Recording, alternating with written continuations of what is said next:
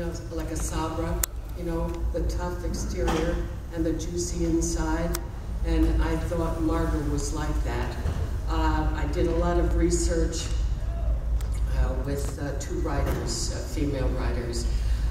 When we were researching her and building her character, Margaret was an army brat, for one thing. Her mother was a nurse, her father was a general. She was brought up with discipline. She was also brought up moving from state to state and camp to camp. She never developed close relationships. This gave her a detachment and a distrust, you know, afraid to get involved because I'm moving, you know. So all of these things kind of fitted into the development of Margaret. But for myself as an actor, I announced, she's the best damn head nurse in Korea. That was my mission. And it colored all the things that they wrote. If they had me reprimand a nurse or something, it was colored by, I want you to be the best because I'm the best. So it softened her character, and then we finally got to write the nurses, where she exploded with her passion about being neglected, being outside of, being lonely at the top, and that was. But what was remarkable about MASH and what they let me do was be affected by things that happened to her instead of, she would have been cardboard otherwise. When you do episodic, sometimes the danger is that you don't change. You do this character every single, no matter what happens around you.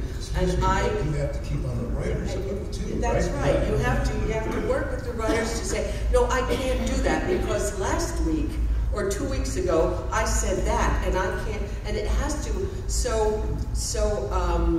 And Alan wrote the two-parter where we become friends and well, actually lovers for a moment, out of fear, and you know, the two-parter, we get stuck behind enemy lines. We have nowhere else to turn except at each other, and we fall into each other's arms out of the warmth, necessity, and protection, and so forth.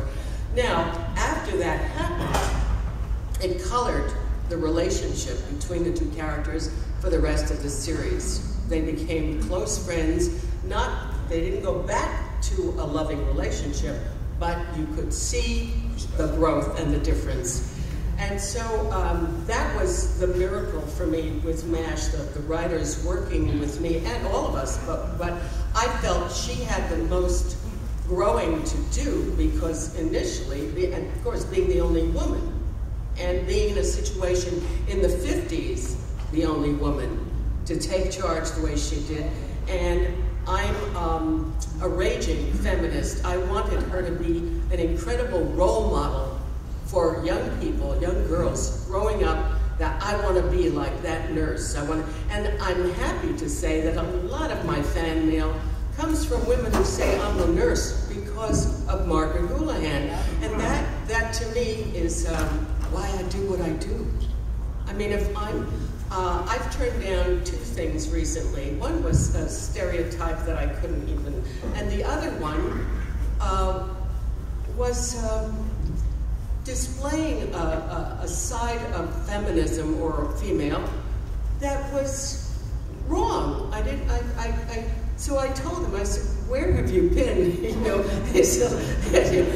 don't you know what year we're living in? Women have gone beyond what you're writing here. So that kind of thing is very important to me. I'd rather not do the work unless it's something that will not only entertain, but will be enlightening and visionary.